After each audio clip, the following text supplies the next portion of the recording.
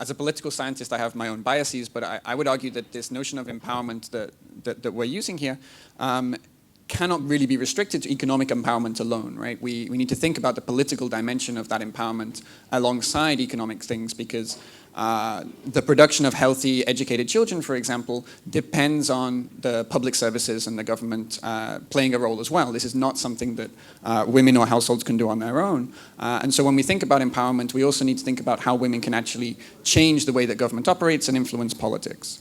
And I think that's super relevant in Bihar, because when we think of the most basic sort of political empowerment measures, women are actually having higher turnout rates in the most recent elections than men.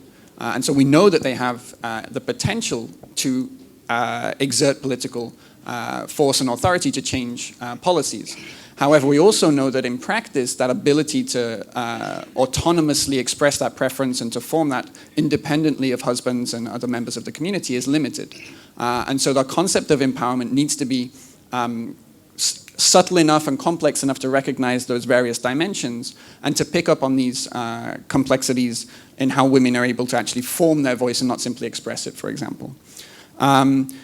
And so in some of the research that we've been looking at in recent IGC projects in Bihar, we're really trying to draw a distinction between these electoral kinds of voting empowerment versus the ability to actually form opinions and to express political power at the local level. So for example, the ability to complain to the mukhia or to go to the block office and actually demand better public services.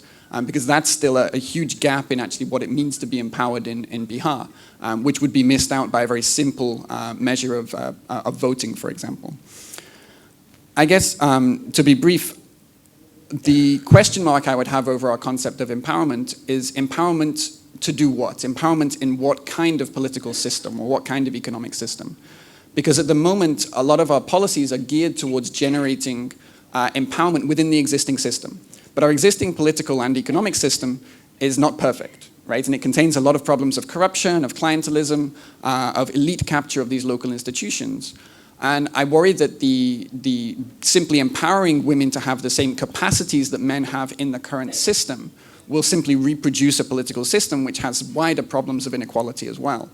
And whether there's an opportunity here to actually grasp a new concept of empowerment, of empowering women to actually help us change the political system for the better, and actually do something a little bit different in the way that they demand maybe public goods in place of private transfers, and change the way that people participate and contribute in politics.